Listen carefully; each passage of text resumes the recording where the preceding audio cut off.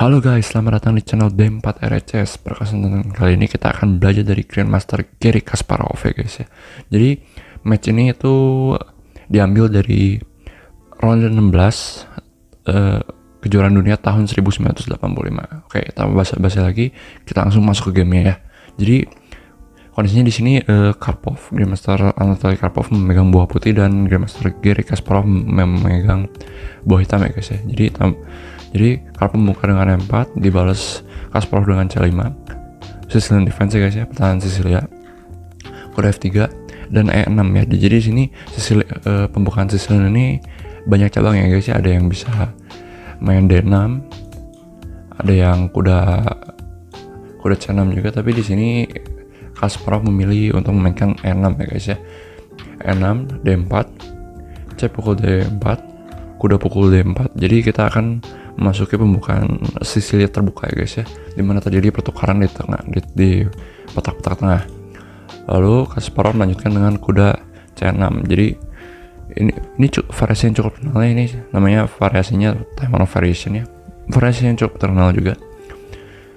Kemudian selanjutnya kuda B5, D6, C4. Oke, jadi Karpov di sini menggunakan sebuah istilahnya setup ya guys ya, kayak jadi setup ini namanya Marxi Bind. Jadi di Sisilia itu ide utamanya adalah untuk melakukan pawn break dengan D5 ya guys ya.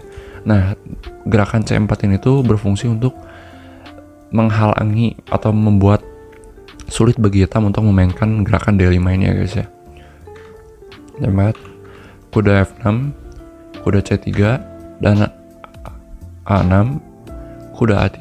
Jadi Kasparov menendang kuda Karpov ya guys ya. Ini sebenarnya mirip-mirip variasi Sveshnikov Sicilian ya guys ya, karena kuda-kudanya kebetulan ada di C3 dan di A3 gitu. Oke.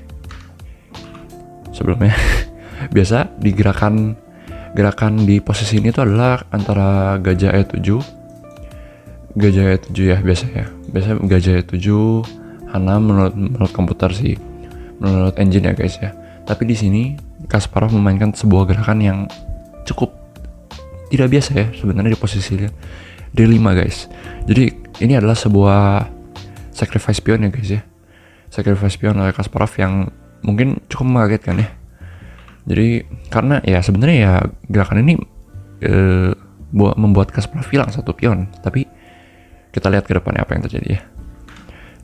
C pukul D5, E pukul D5, E pukul D5 dan kuda B4. Jadi Kasparov langsung berinisiatif untuk mendapatkan pionnya kembali ya guys dengan kuda B4 ini. Gajah E2 dan gajah C5. Oke. Jadi seperti yang kita tahu, jika kita sudah mensacrifice material guys ya, kita pasti ingin mencari kompensasi dalam bentuk inisiatif guys. Nah ini dia. Jadi dengan adanya sacrifice pion ini oleh Kasparov dapat mendapatkan development. Jadi buah-buahnya dapat bergerak lebih cepat keluar gitu guys. Dan ini adalah hal yang harus dilakukan oleh Kasparov. Jika Kasparov bermain pasif, maka Karpov dapat mengkonsolidasi posisinya. Jadi dia Karpov dapat dengan nyaman mendapatkan advantage di materialnya ya guys ya. Jadi Kasparov harus bergerak cepat agar pionnya itu tidak sia-sia guys. Oke. Rokade juga. Gajah F3. Nah, jadi sebenarnya di sini Kasparov memiliki kesempatan untuk mendapatkan pionnya kembali ya guys ya. Sebentar. Bisa saja Kasparov mendapatkan pionnya kembali dengan cara seperti ini. Tapi jika Kasparov mendapatkan atau mengambil pionnya kembali, maka posisinya ini akan tidak akan ada banyak imbalance dalam posisinya. Jadi dalam artian jadi struktur pionnya mirip-mirip saja gitu. Jadi game mungkin berarah ke arah yang remis ya guys ya. Jadi Kasparov tidak melakukan hal tersebut. Nah, Kasparov malah memilih untuk mendevelop gajahnya ke C5. Nah, jadi karena Kasparov terlalu lama, memakan waktu terlalu lama untuk mendevelop gajahnya, maka Karpov dapat mendapatkan kesempatan untuk menjaga pion tersebut ya. Jadi Karpov memainkan gerakan gajah F3 ini untuk melindungi pion tersebut gitu. Jadi sekarang Kasparov tidak bisa mengambil pionnya gitu. Nah, kemudian ini move yang cukup krusial gajah F5. Jadi seperti biasa Kasparov menggunakan inisiatifnya ya. Jadi sekarang Kasparov memiliki gajah di F5 ini yang cukup aktif ya guys ya. Lihat diagonalnya ini. Ini diagonal yang cukup berguna ya. Jadi dengan diagonal ini Kasparov juga bisa menaruh kudanya di D3 ya. Yang akan menjadi tema utama dari game ini guys. Oke, gajah G5, benteng E8, menteri D2 dan B5 ya guys ya. Jadi Kasparov berusaha untuk mendapatkan expand ya, atau mendapatkan space dikit-dikit demi sedikit gitu guys.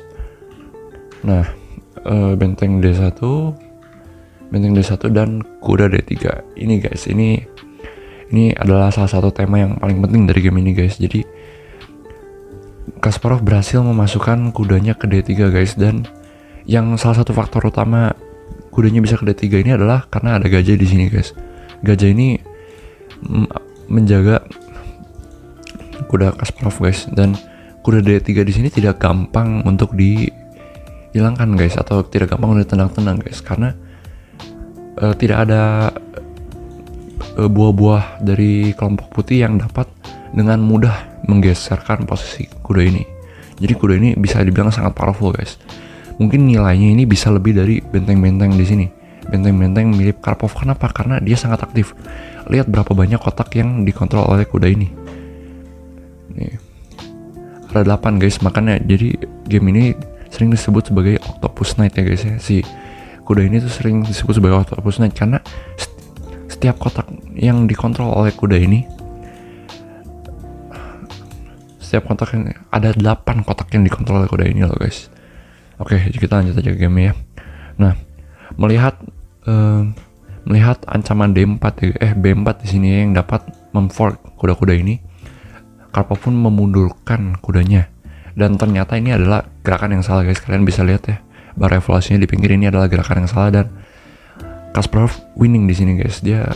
Kasparov punya advantage min 1,8 guys. Jadi kalau di atas di atas 1 itu sebenarnya kondisinya udah winning guys. Karena advantage-nya udah, keunggulannya itu udah lumayan banget guys. Jadi tinggal masalah apakah bisa untuk mengkonversikan keunggulan ini menjadi kemenangan ya guys ya. Oke, H6. Jadi sebenarnya di sini gerakan yang benar bukanlah A3 tapi melainkan B4 guys. B4 di sini B4 guys. Jadi B4 di sini mengembalikan pionnya kembali, walaupun ya memang hitam masih lebih baik jadinya, sedikit lebih baik.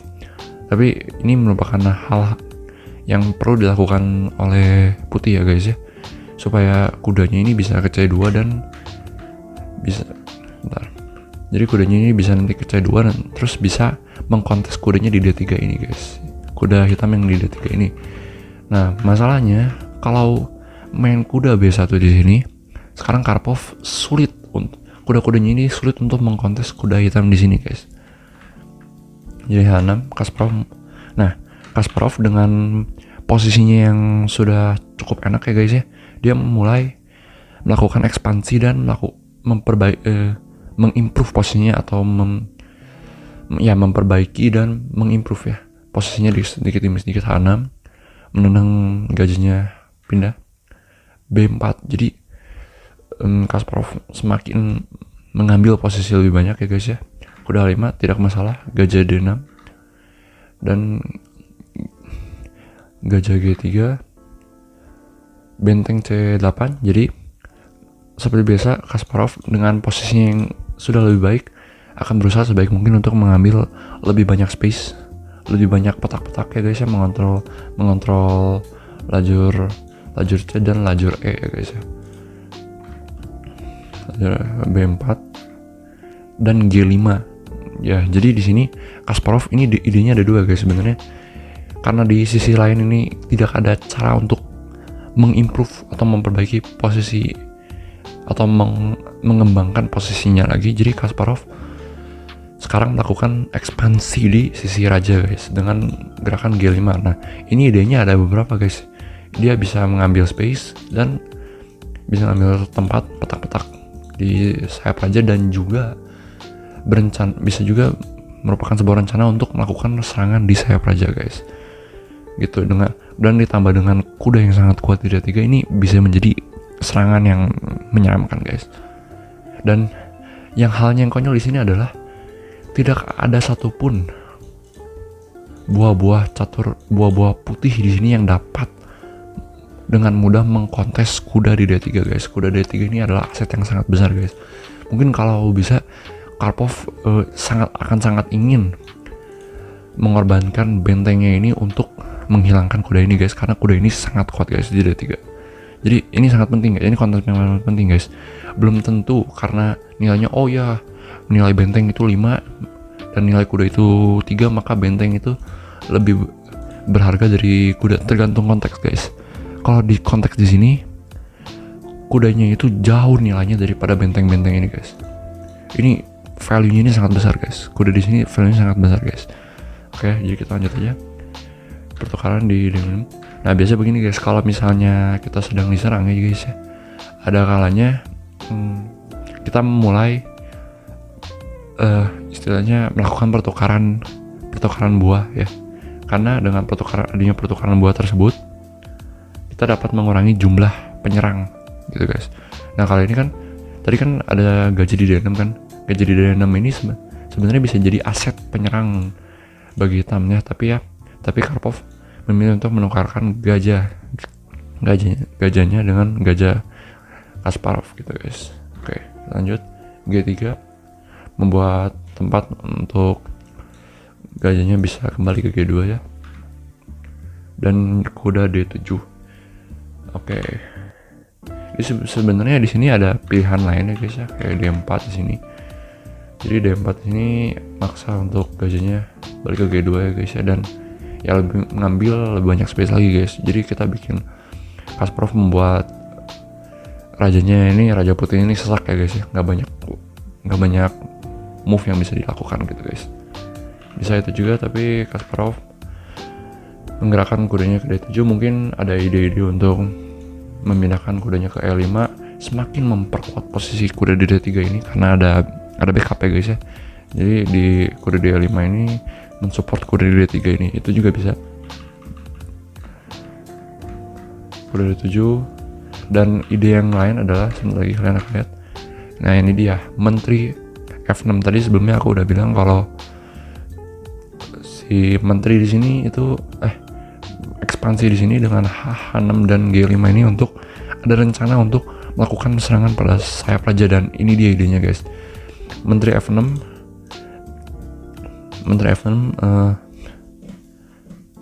memiliki ide untuk mungkin bergerak ke sini, bisa juga bisa memantau diagonal ini, dan juga bisa membuka jalur serangan ke sayap raja putih ya guys ya. Oke. A3 simpel saja, A5 pertukaran pada B4, dan menteri A2 aku kurang ngerti sih guys sebenarnya move ini untuk apa ya guys ya. Mungkin supaya menggeserkan menteri yang ada di sini yang tadinya menghalangi benteng untuk sacrifice buat kudanya guys ya. Mungkin idenya itu. Jadi ide A2 di sini adalah untuk menggeser menteri ya guys ya, karena kalau kalian lihat di sini gabungan dari kuda dan kontrol dari benteng-benteng di sini membuat pergerakan menteri putih sangat sulit guys. Gila loh, menterinya nggak bisa kemana-mana guys. Menterinya nggak bisa kemana-mana. Jadi A3 di sini tuh untuk agar terjadi pertukaran dan agar bisa putih bisa menggeser menterinya ke A2 ya guys ya. Gajah G6. Jadi Kasparov tinggal pelan-pelan memperbaiki posisinya dikit-dikit ya guys ya. Gajahnya dipindahin. Di sini tentu saja Karpov akan tetap berusaha untuk melawan ya. Ini D6 ya guys ya.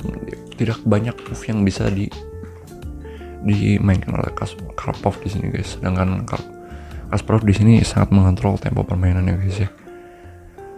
Menteri D2 udah Gajah G7 ya pelan-pelan saja gitu guys, pelan-pelan improve posisi gitu guys. Tenang saja, karena Kasparov di sini sudah mengontrol permainannya guys, sudah mengontrol permainan di setiap posisinya guys, di tengah ya, di jalur, di sayap raja ya, di sayap menteri juga ya guys. Jadi sebenarnya dia tinggal pelan-pelan mengimprove posisinya guys. F3 dan ya karena D6 tadi makan menteri pukul D6, F pukul G4 dan menteri D4 guys. Oke. Di sini Kasparov mau mulai serangannya guys ya. Sama skak. Udah maksudnya Raja H1 maaf. Raja H1 kuda F6. Benteng F4 di sini. Benteng F4 tapi ya sebenarnya tidak banyak lagi hal yang bisa dilakukan oleh Karpov ya guys ya. Karena secara posisional guys, posisi Karpov ini sudah sangat kalah guys. Sudah sangat tidak diunggulkan guys. Di sini juga di sini bisa hati-hati ya, ini mungkin kelihatannya posisinya wah ini sangat mendominasi ya untuk hitam, tapi sebenarnya tidak segampang itu guys. Kita tidak bisa buru-buru kayak kuda F2 di sini, ini langsung kalah guys, nggak bisa. Itu tetap harus akurat juga walaupun posisi sudah menang guys. Nah di sini ya kuda E5 maaf kuda D4, menteri pukul E5 dan di sini maaf bentar menit.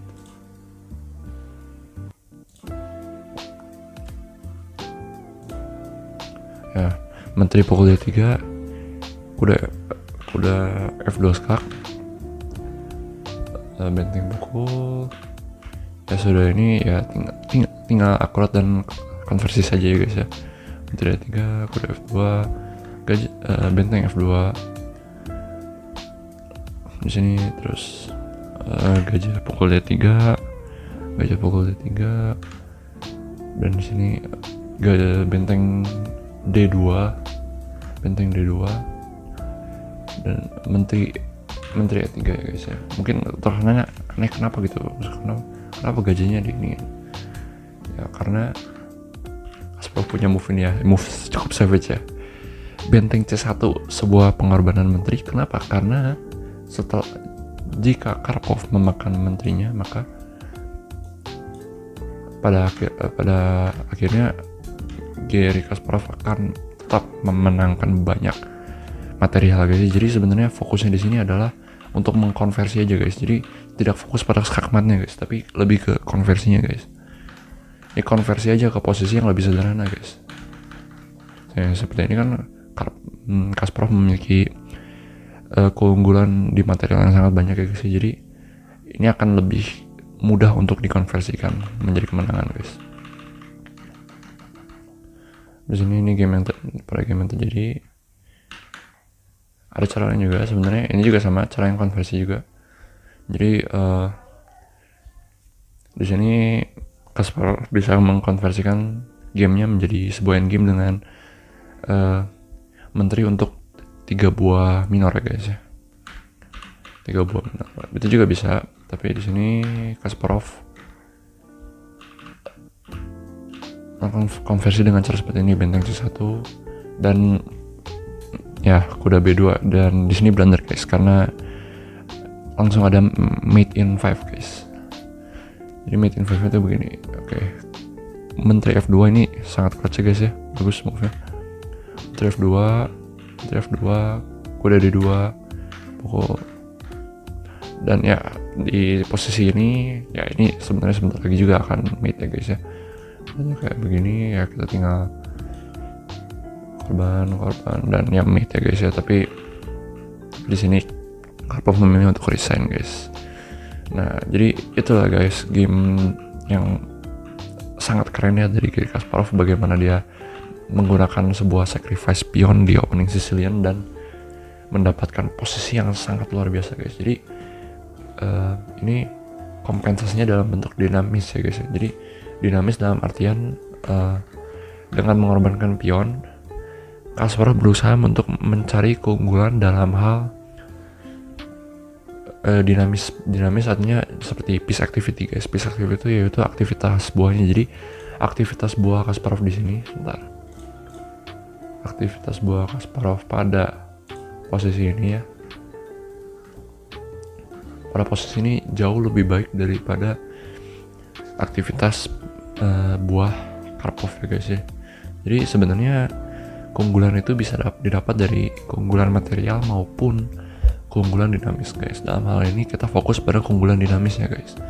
Jadi sebenarnya jika ada alasan yang cukup untuk melakukan sebuah pengorbanan, maka lakukanlah pengorbanan itu, karena pengorbanan itu bisa membawakan kita kepada kemenangan. Jadi sebenarnya syarat untuk menang itu tidak hanya unggul materi ya guys ya, tapi unggul secara dinamis juga gitu guys. Oke, jadi sekian untuk video belajar dari Grandmaster kali ini. Jika kalian enjoy kontennya, kalian bisa like dan subscribe, dan mungkin kalian juga bisa rekomendasiin beberapa game yang ingin dibahas ya guys ya.